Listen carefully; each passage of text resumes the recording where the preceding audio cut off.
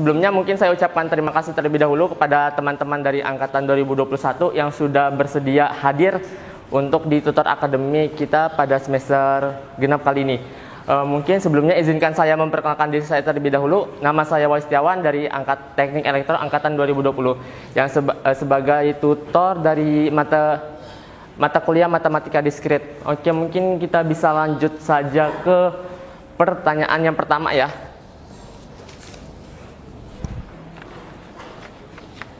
Bisa diperhatikan bahwa dalam soal itu kita harus menggunakan sebuah tabel kebenaran untuk menunjukkan apakah bahwa implikasi tersebut itu bisa dikatakan benar. Mungkin kita tadi kan saya sempat tadi bertemu dengan teman-teman yang masih bingung nih, gimana sih Kak cara pembuatan tabel kebenaran itu?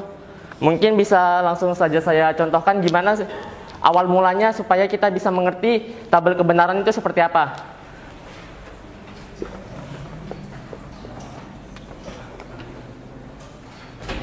Mungkin bisa diperhatikan terlebih dahulu teman-teman, soalnya itu kan ada P dan Q, berarti ada dua input atau ada dua kemungkinan yang bakal menjadi inputan pada suatu tabel kebenaran. Nah, jadi inputan ini adalah suatu hal yang paling penting dalam sebuah tabel kebenaran. Mungkin kita bisa langsung ditulis P, Q. Kemudian kalau misalnya dia ada dua inputan, berarti dia bakal ada empat nilai. Jadi silanya 2 pangkat 2. Kalau misalnya dia inputannya ada 3, berarti 2 pangkat 3. Seperti itu teman-teman. Jadi kalau 2 pangkat 3 berarti inputannya ada 8. Seperti itu.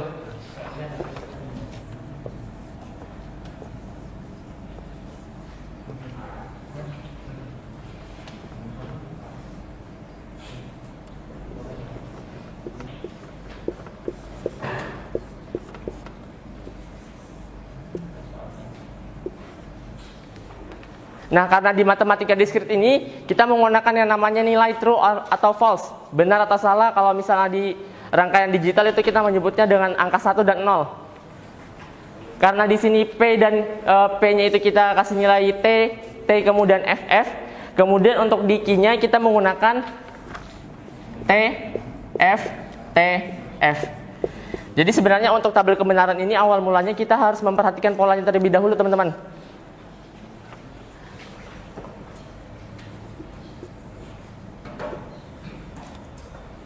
Kebesaran kali ya.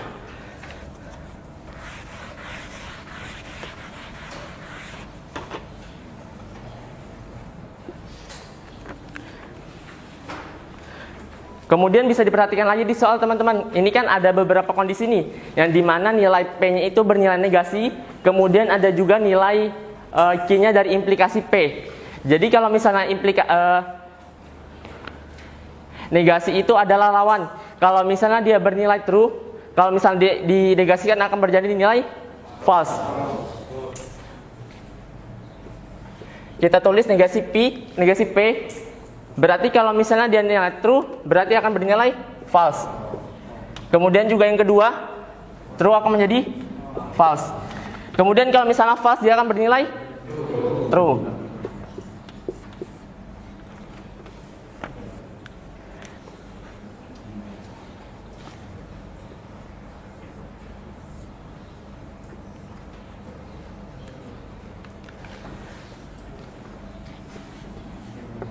Nah, sebenarnya untuk yang di negatif Q ini sebenarnya bisa opsional ya teman-teman, karena kan di soal juga kita tidak menyebutkan apakah ada negatif Q ataupun enggak. Jadi kalau misalnya negatif Q itu berarti sama saja kayak negasi dia. Jadi lawan dari yang sebelumnya. Kalau misalnya dia nilai true akan bernilai false. False akan bernilai true dan juga yang lainnya.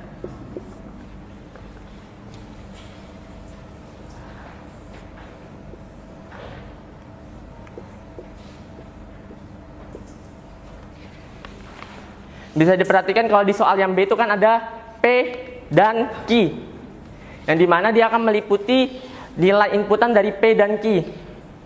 Kalau misalnya dia bernilai dan, atau misalnya kayak V terbalik seperti itu, dia hanya ada kemungkinan bernilai true apabila dari inputannya itu akan bernilai true. Jadi kalau misalnya dia ada inputannya bernilai negatif, itu pasti dari P dan Q-nya itu akan bernilai negatif juga teman-teman.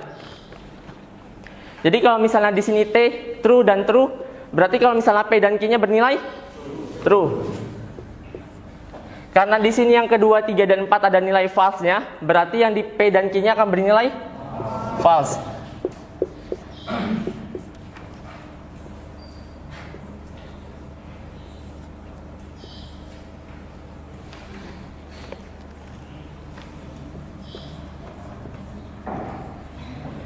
Diperhatikan juga kalau di soal itu ada yang soalnya itu ada P implikasi Q, yang dimana nilai implikasi itu apabila kondisinya ada true dan true, kemudian false dan true, kemudian ada false dan false, itu akan bernilai true. Jadi seperti ini untuk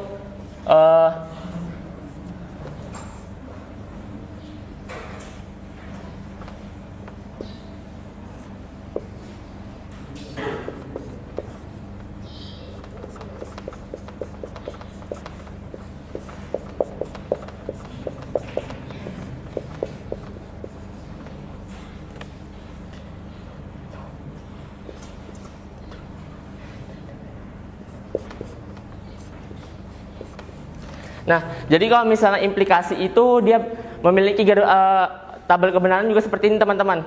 Dia akan bernilai false apabila dari Q-nya dia bernilai false juga.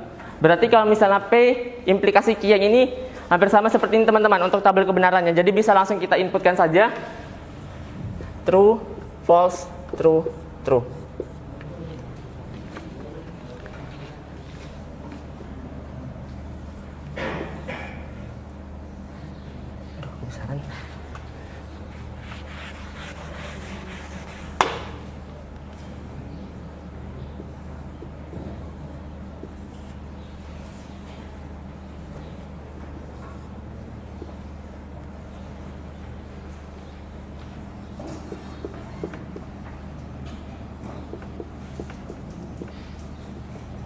Kemudian nah,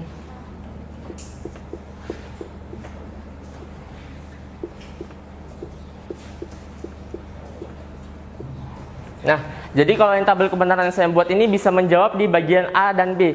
Jadi kita bisa langsung saja kalau misalnya dia menjawab, oh mungkin kita jawab di bagian A saja, mungkin berarti kita hilangkan ini, berarti kita menggunakan yang ini saja. Tapi kalau misalnya disuruh jawab kedua-duanya bisa langsung seperti ini teman-teman. Kan kalau di soal A, negasi P implikasi dari P implikasi dari Q, yang dimana kan sudah kita ketahui nih nilai negasi P, kemudian ada P ini negasi P, kemudian ada P implikasi Q. Di soal kita disuruh menentukan bahwa benar tautologi atau enggak. Jadi kalau tautologi itu proposisi majemuk jika semua nilai kasusnya itu bernilai benar. Jadi kalau misalnya nilai di sini semua benar, itu berarti termasuk tautologi. Tapi kalau misalnya dia false semua, berarti itu masuknya ke kontradiksi.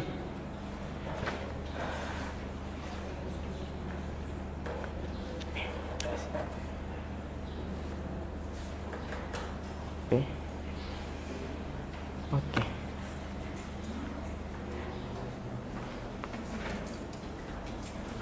Ini deh. Ayo benar.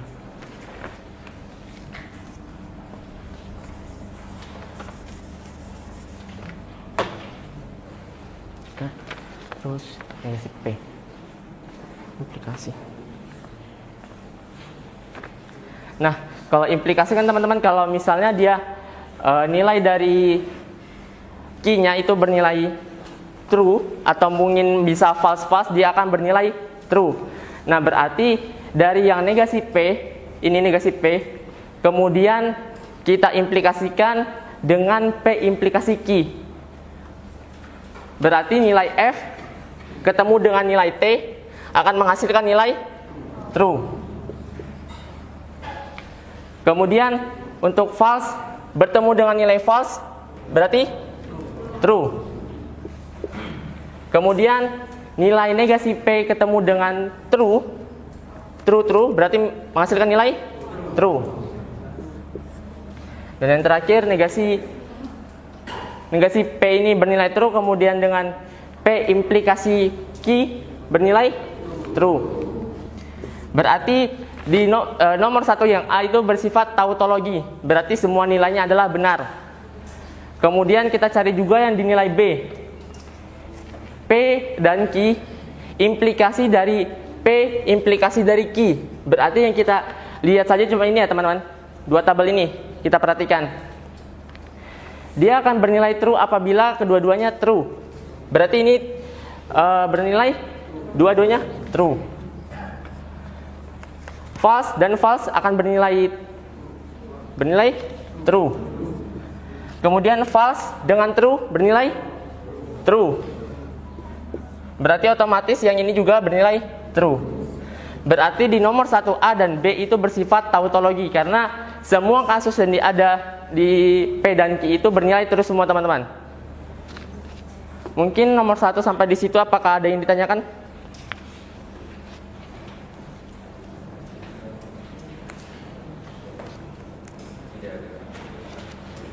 Jika tidak ada mungkin kita bisa lanjut ya.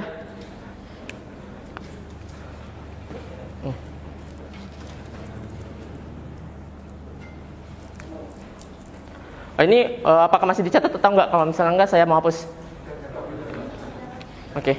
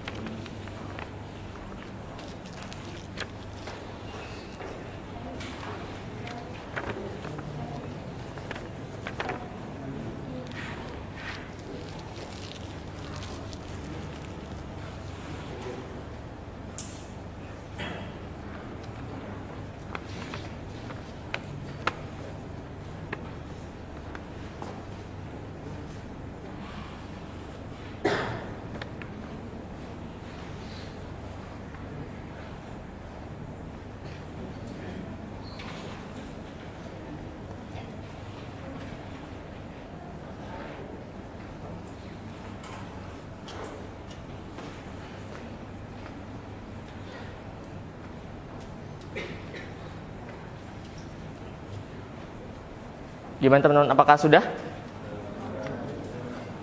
Saya hapus ya.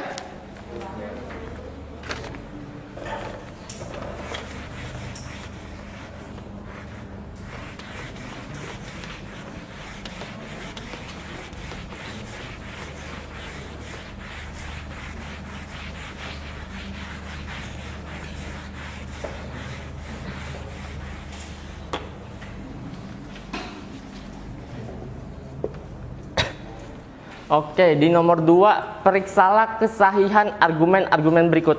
Jadi kalau kesahihan itu adalah bernilai benar, kalau misalnya kesimpulan yang ada di situ juga bernilai benar. Jadi sebenarnya kita untuk yang di nomor 2 ini kita hanya bisa memperhatikan bisa di kesimpulannya saja teman-teman.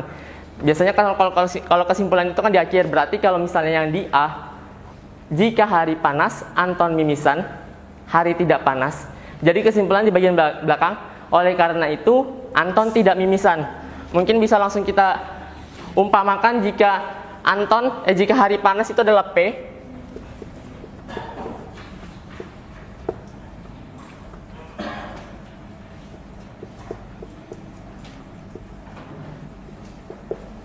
Kemudian untuk Anton mimisan, kita misalkan dia bernilai Q.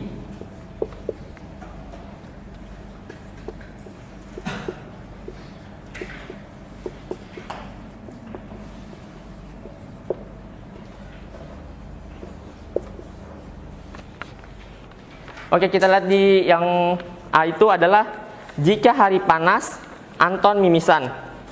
Berarti kalau misalnya kita tuliskan dalam bahasa matematika, dia akan menjadi P implikasi dari Q.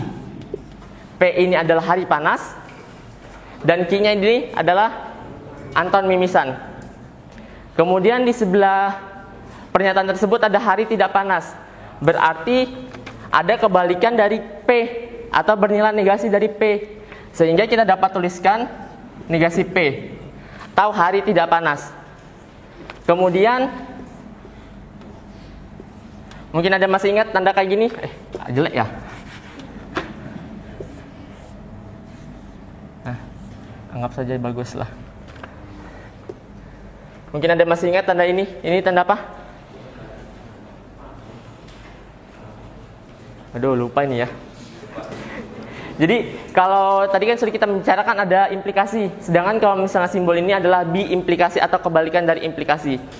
Jadi semua akan bernilai negasi dari awalnya kalau misalnya ditaruhkan ada simbol ini bi-implikasi. Sehingga untuk P implikasi Q akan berubah menjadi negasi P atau Q. Negasi Q. Kemudian karena diimplikasikan itu hanya yang di P implikasi Q, jadi yang di hari tidak panas ini kita langsung letakkan saja.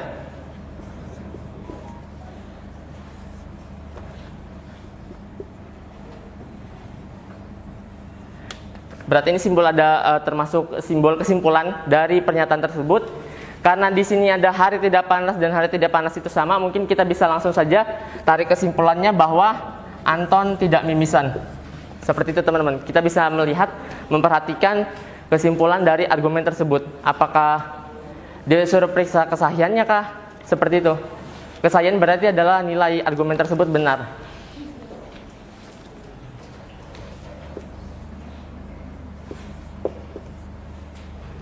Kemudian kita perhatikan juga yang di B. Jika hari tidak panas, hari tidak panas berarti negasi P.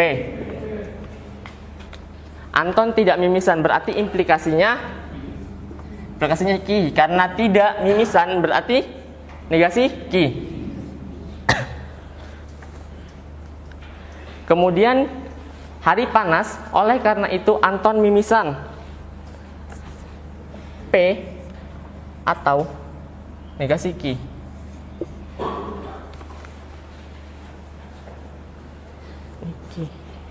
Makasih.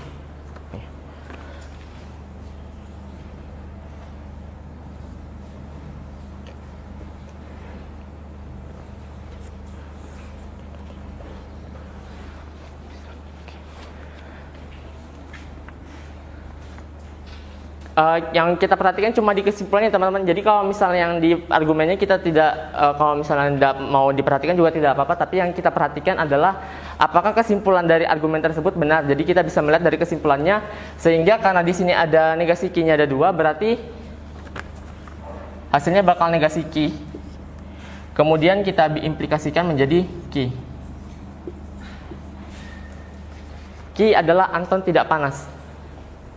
Sudah kita sebutkan di awal bahwa Anton itu mimisan kalau misalnya kita berikan subjek lah. Kita anggap saja subjeknya untuk Anton mimisan itu adalah Q. Seperti itu untuk di nomor 2. Berarti di nomor 2 A dan B terbukti sahih. Mungkin bisa kita langsung tulis sini ya.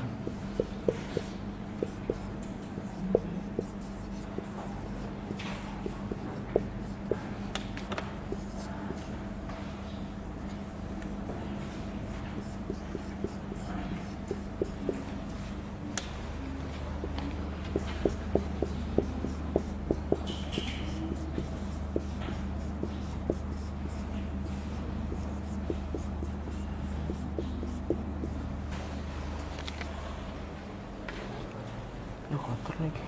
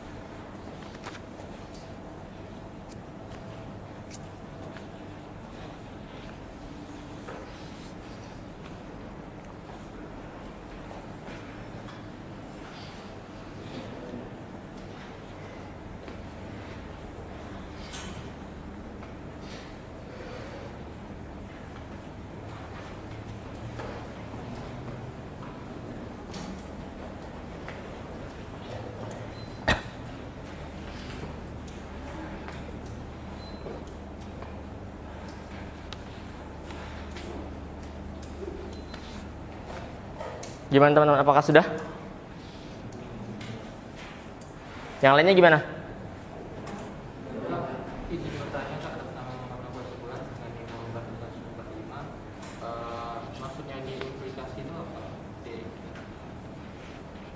Oke, maksudnya dari implikasi, kalau misalnya kan di situ kan ada jika hari panas, Anton mimisan. Kita mengimplikasikan bahwa kalau misalnya hari panas itu Anton mimisan. Tapi kalau misalnya kita memakai dan kan berarti di keterangannya jika hari panas dan berarti kita ganti di sini dan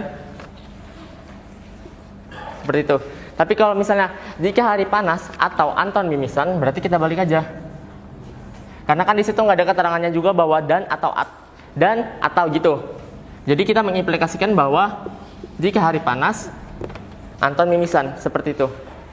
Kita bisa memperhatikan aja sih di argumennya itu, apakah dia menunjukkan bahwa P ke Q, atau P dan Q, atau P atau Q gitu. Seperti itu, apakah dapat terjawab? Terus yang tanda kayak seperti itu mana? Yang mana? Yang ini? Ini. Jadi kan kalau misalnya kita tadi sudah jelaskan bahwa implikasi kan ada yang namanya implikasi kalau misalnya kayak gini.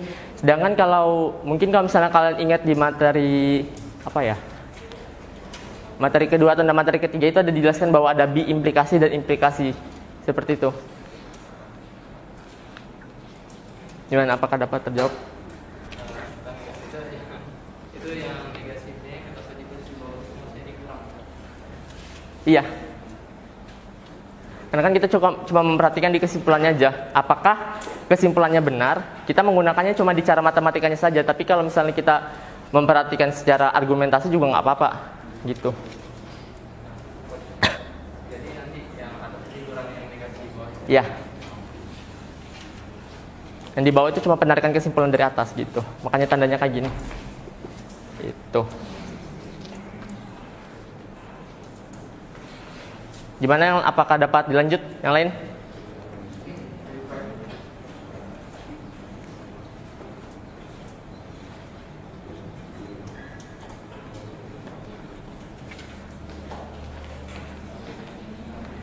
Hapuskan biru-birunya bisa kah pakainya?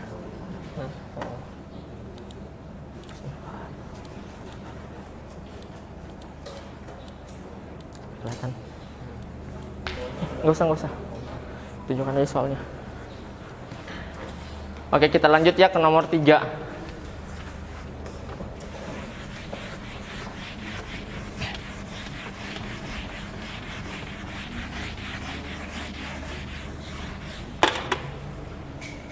Nomor 3. Oke, here we go.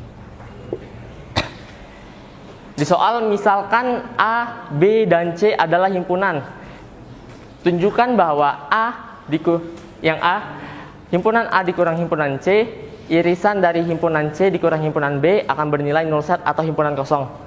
Kemudian yang B, himpunan A dikurang himpunan B dikurang himpunan C akan bernilai himpunan bagian atau subset dari A dikurang C, himpunan A dikurang C. Jadi kan kita kalau dari soal yang saya tangkap, karena di sini A, B, C tidak dijelaskan bahwa apakah dia himpunannya memiliki anggota, misal anggotanya kan dari A 1, 2, 3.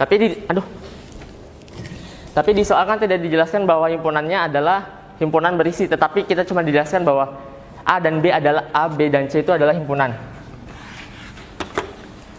Mungkin bisa langsung saja ke yang A. Itu himpunan A dikurang himpunan C, irisan dari himpunan C dikurang B akan bernilai sama dengan himpunan kosong.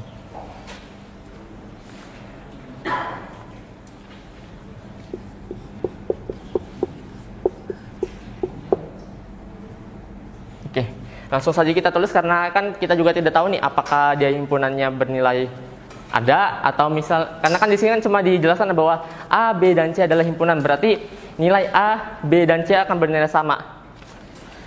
Kita menyebutnya seperti sama saja teman-teman. Kemudian kita perhatikan lagi soal yang ini, himpunan A dikurang himpunan C itu akan bernilai himpunan kosong. Karena kan kita belum tahu nih apakah, sebenarnya kembali lagi ke pertanyaan sebelumnya, dia menyebutkan bahwa itu termasuk himpunan, tetapi kita nggak tahu nih himpunannya itu apakah berisi atau enggak. Jadi kita mengumpamakannya seperti himpunan kosong, himpunan yang tidak ada anggotanya. Kemudian kita perhatikan juga yang di sini, C dikurang B, itu sama saja himpunan kosong. Oke. Kemudian karena kan di sini nilainya sudah bernilai himpunan kosong sehingga himpunan kosong beririsan dengan himpunan kosong akan bernilai himpunan kosong. Himpunan kosong yang terakhir sama dengan ini kita ambil dari ini ya. Jadi yang himpunan A dikurang himpunan C bernilai himpunan kosong, beririsan dengan himpunan C dikurang himpunan B bernilai kosong, akan bernilai sama dengan himpunan kosong. Untuk jawaban yang A seperti ini ya.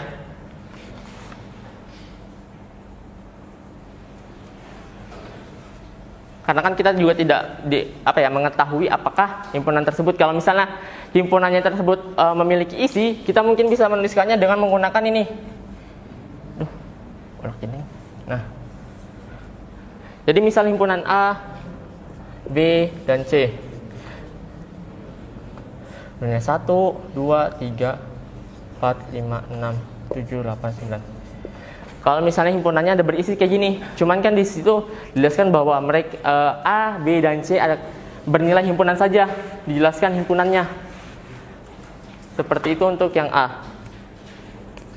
Berarti karena di situ tunjukkan bahwa berarti yang himpunan kosong irisan dengan himpunan kosong bernilai sama dengan himpunan kosong, berarti terbukti benar.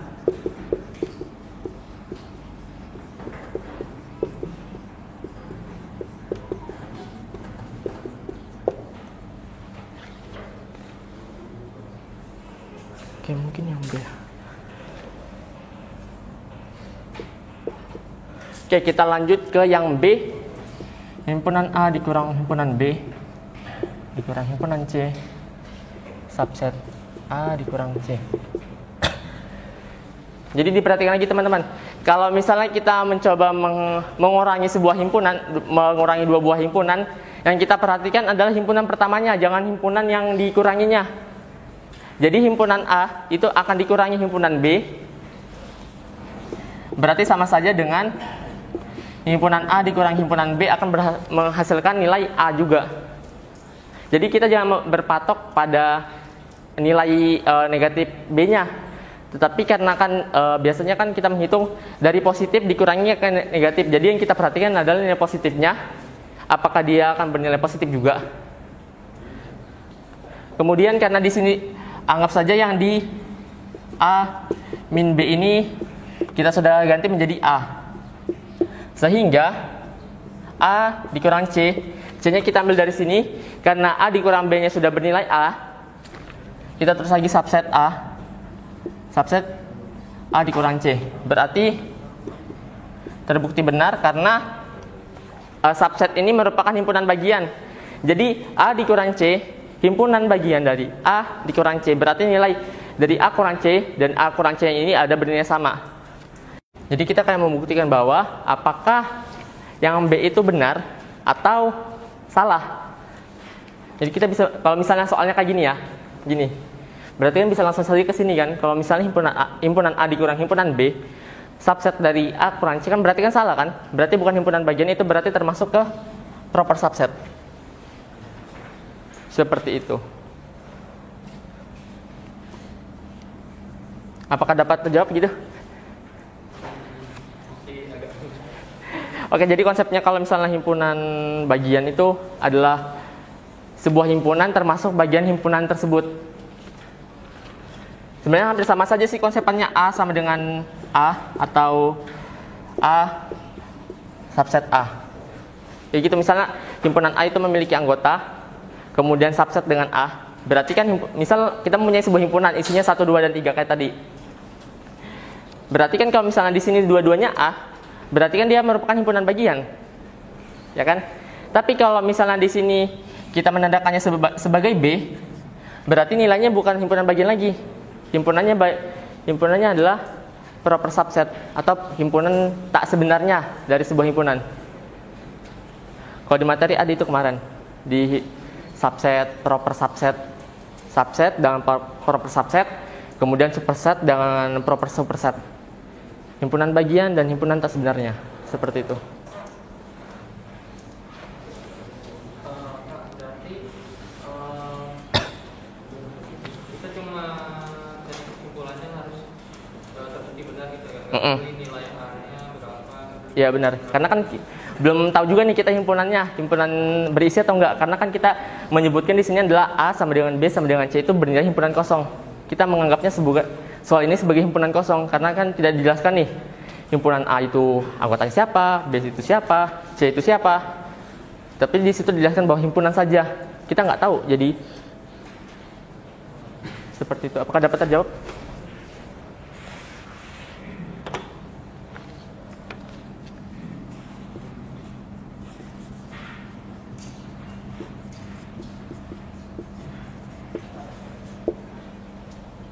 Gimana? Oke, yang lain gimana? Apakah dapat saya lanjut ke nomor 4? Oke, lanjut ke nomor 4. Nomor pamungkas sebenarnya.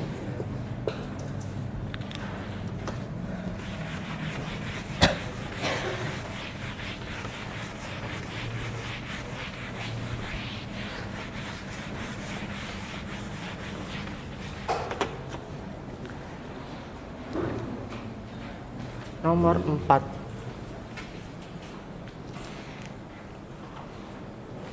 Oke, kita perhatikan nomor 4. Misalkan G. G di situ berarti bernilai fungsi ya teman-teman. Kalau misalnya kalian ingat, kalau di materi fungsi itu kita menandakan sebuah fungsi itu dengan huruf F kecil dan G kecil. Bukan F atau G. Seperti itu. Misalkan G fungsinya memiliki himpunan 1B, 2C, 3A, dan 4B. Dari adalah fungsi A, himpunan A 1, 2, 3, 4, dan B A, B, C, D. A, B, C, dan D. Nah, sebuah fungsi G ini memiliki anggota dari himpunan A dan himpunan B, yang dimana bernilainya akan A, B. Kalau misalnya kita bisa lihat di soal 1B, berarti anggota dari himpunan A yaitu 1, kemudian himpunan dari anggota B yaitu B maksud saya. Oke. Kemudian untuk yang di 2, himpunan A, kemudian yang di C-nya himpunan B, kemudian yang di ketiga ini himpunan A, kemudian di sini ada anggotanya A dari himpunan B, kemudian anggota dari 4 dari himpunan A, kemudian B, anggota himpunan B dari himpunan B ini. Kemudian di situ dijelaskan bahwa juga ada fungsi F. Kepanjangan kayaknya.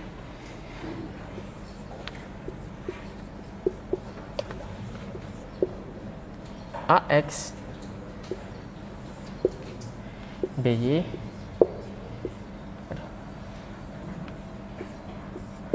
cewek ya benar, cewek dan DZ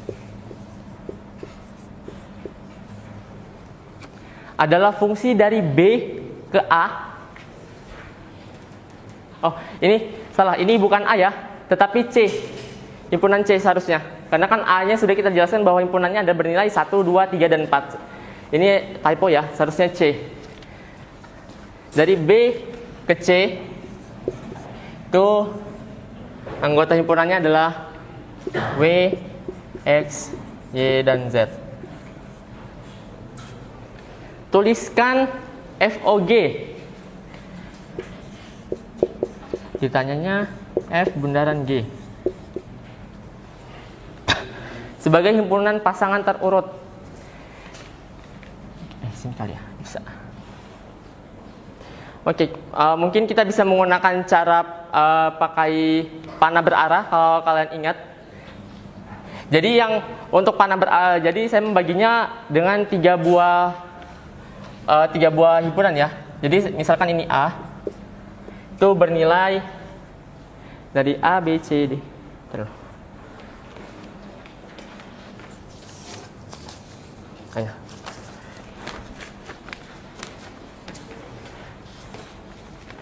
Jadi kalau yang di sini saya menyebutkan sebagai sebuah himpunan, dia merupakan asal dari fungsi f. Jadi saya mengambilnya bukan dari g ke f, tetapi f ke g. Karena kan disoalkan f bundaran g. Berarti ya dari daerah asal yang di himpunan f itu ada bernilai a, b, c, dan d. Mungkin kita bisa tuliskan saja di panah berarahnya a, b, c, d. Kemudian saya juga membuat sebuah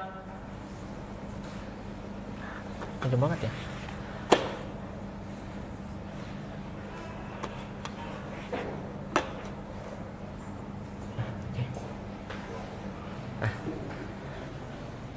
Sebagai B. Kemudian kalau yang di B ini adalah anggota hasil dari himpunan F dan daerah asal dari himpunan G.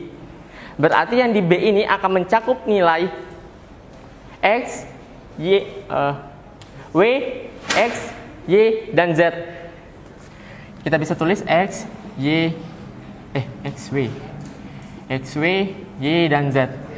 Kemudian karena sudah tadi saya jelaskan juga bahwa dari yang B ini termasuk himpunan hasil dari fungsi F dan himpunan asal dari fungsi G, sehingga himpunan asal dari G itu kan 1, 2, 3, dan 4. Mungkin kita bisa langsung tulis di sini 1, 2, 3, dan 4. Kemudian yang di sini,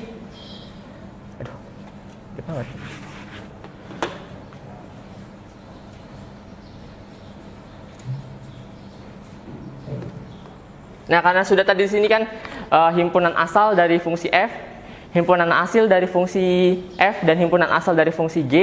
Berarti di sini adalah himpunan hasil atau kodomain dari fungsi G, yang dimana fungsi G ini kan memiliki anggota dari himpunan B, A, B, C, D. Mungkin kita bisa langsung saja tulis, walaupun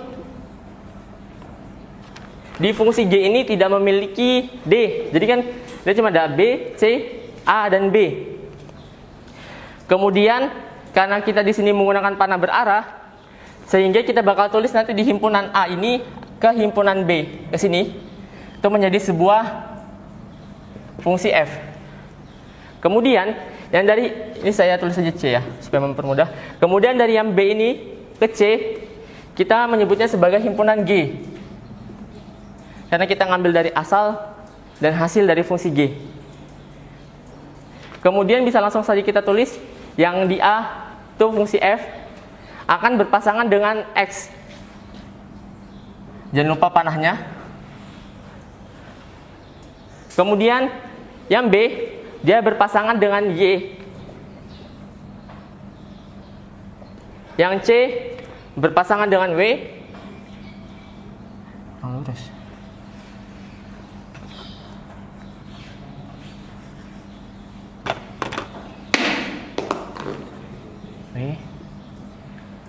Kemudian yang D kan berpasangan dengan Z. Ya, C, Z.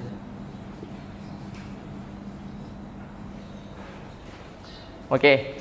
Karena di sini fungsi F sudah kita tuliskan, kemudian kita tuliskan lagi di fungsi G. Yang dimana fungsi G itu memiliki anggota 1 dengan B. Saya tuliskan juga. Jangan lupa tanda panah. Kemudian 2 dengan C.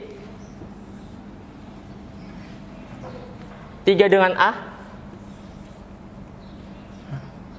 Oke. 4 dengan B.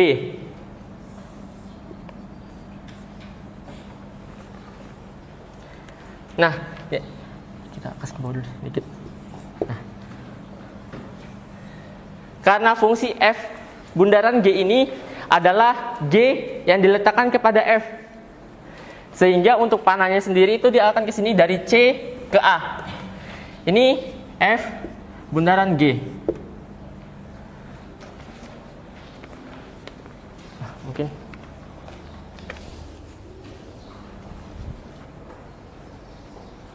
Mungkin sampai di sini dulu ya panah berarahnya. Apakah ada yang ditanyakan terlebih dahulu? Sebelum kita lanjut ke perhitungannya. Kalau misalnya kopi kali ya. Yang ini sudah dicatat kah? Karena mau saya hapus karena papan tulisnya nggak cukup. Gimana?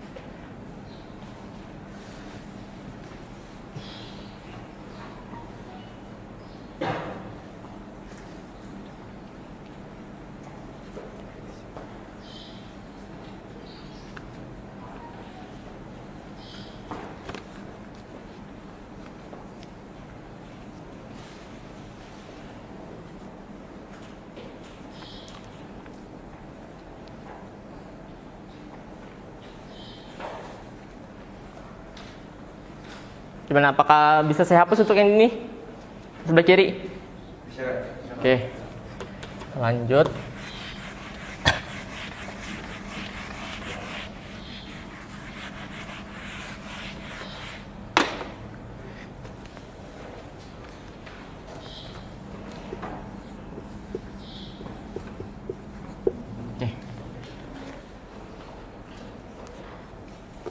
Oke, yang awal kita menentukan bahwa Gx, kalau misalnya di fungsi komposisi itu kan ada Gx dan Fgx. Jadi untuk Gx sendiri kita awal mengambil dari yang B ke C, sehingga yang pertama itu adalah 1, dia akan berpasangan dengan B, yang dimana B itu akan bernilai di sini, sedangkan 1 ini akan bernilai X untuk bagian Gx-nya. Kemudian kita kembalikan lagi ke fungsi awalnya yaitu f g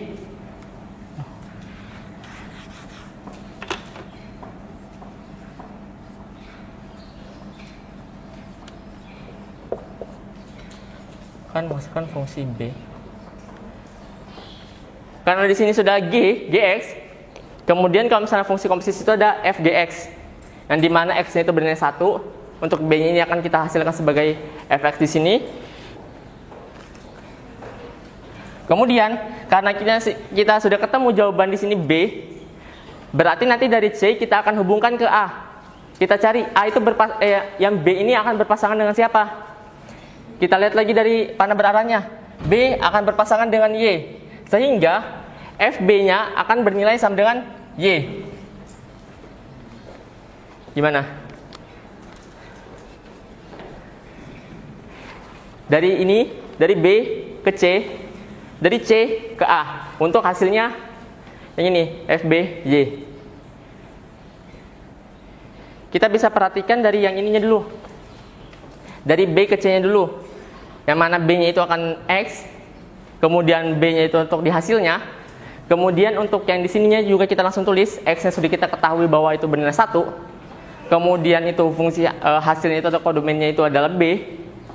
Karena di sini kita sudah ketemu B, kita pasangkan lagi dengan A. Dari C ke A. Kalau misalnya itu bundaran F bundaran G. Ternyata yang di B ini berpasangan dengan Y. Sehingga langsung saja kita tulis Fx akan bernilai Y. Kita ikutin aja panah berarahnya. Arahnya kemana dan dia perpasangannya dari asalnya ke hasilnya itu siapa? Kita bisa langsung tentukan saja. Kemudian kita lanjut ke yang Gx-nya 2. 2 ini berpasangan dengan C. Kita kembalikan ke Fgx-nya.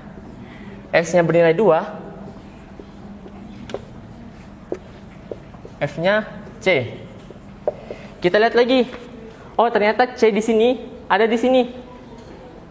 C-nya itu berpasangan dengan W. Kan PW. X, W, Z. Sama di sini. W. Oke. Kemudian dari B ini kan masih ada 3 nih. Kita tuliskan lagi sini X-nya 3 bernilai A. Kita kembalikan ke fungsi FG X-nya.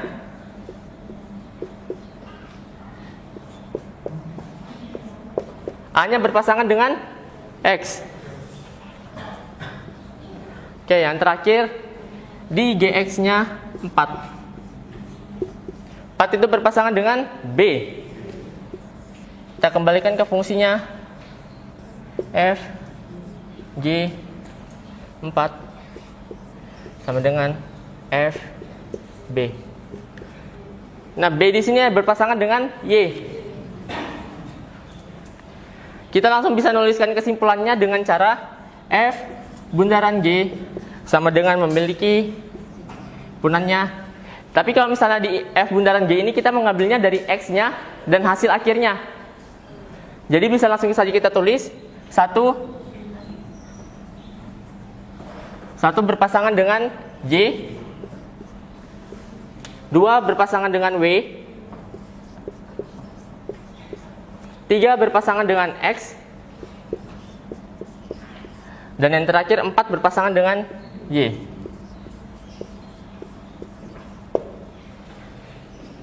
Untuk hasil dari F bundaran G-nya. Nah, tapi kalau misalnya di soalnya disuruh tentukan GOF-nya. Nah, nanti kita bisa langsung saja kita tukar dari sini. Jadi yang pertama, kalau tadi ini kan F dari F ini dari asal ke hasilnya. Nah, tapi kalau misalnya G kita rubah saja. Nanti yang ini yang asalnya 1 2 3 4 kita taruh di sini. Hasilnya A B C D. Ya kan? Di sini. Nanti akan berpasangan dengan fungsi asal dari F-nya. A, B, C, D. Kemudian di C-nya kita bakal ganti dengan fungsi hasilnya dari F. Jadi sebenarnya kalau misal F O G atau G O F itu sebenarnya kita tukar saja di bagian F sama G-nya. Untuk cara untuk misal mencari ininya sama saja. Seperti itu. Mungkin sampai di sini apakah ada yang ditanyakan? Atau pusing pagi-pagi matdis?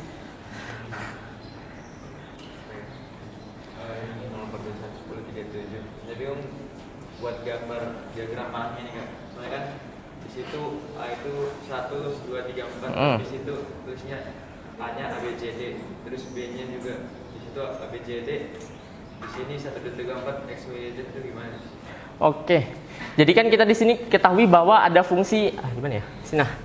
Fungsi A-nya itu bernilai 1 2 3 4.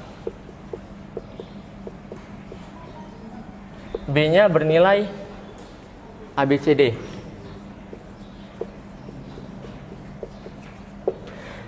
Terus C-nya bernilai W, X, Y, dan Z. Oke. Kita perhatikan saja karena kan di situ kan fungsi A ke B.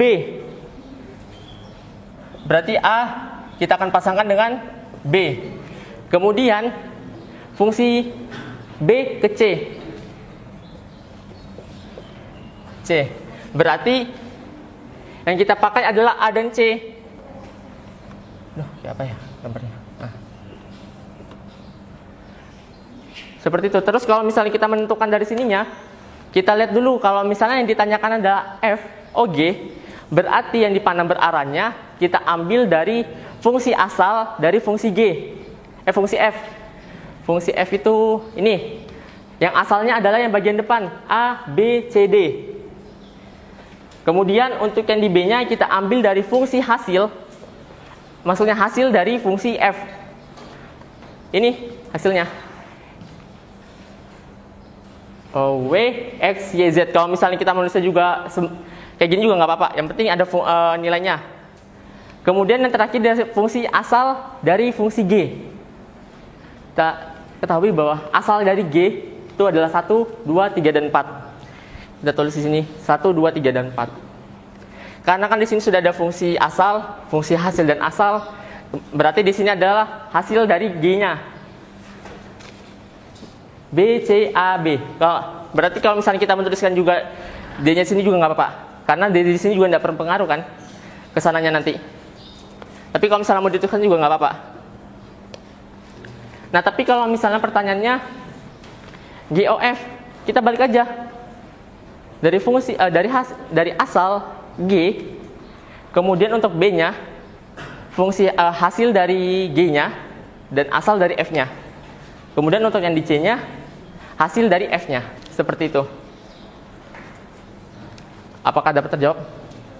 Baik, terjawab. Oke, sama-sama. Apakah ada lagi yang ditanyakan?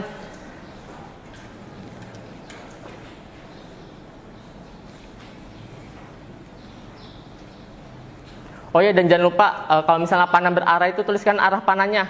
Karena yang saya cek kemarin tugasnya kebanyakan yang tidak ada panahnya. Kita nggak tahu nih fungsi asalnya mana, hasilnya yang mana. Jadi kalau misalnya ada panahnya kan ketahuan nih. Oh, ternyata arah panahnya ke sini, berarti asalnya yang ini, hasilnya yang ini. Seperti itu. Bisa diperhatikan lagi untuk panahnya. Oke, apakah ada lagi yang ditanyakan?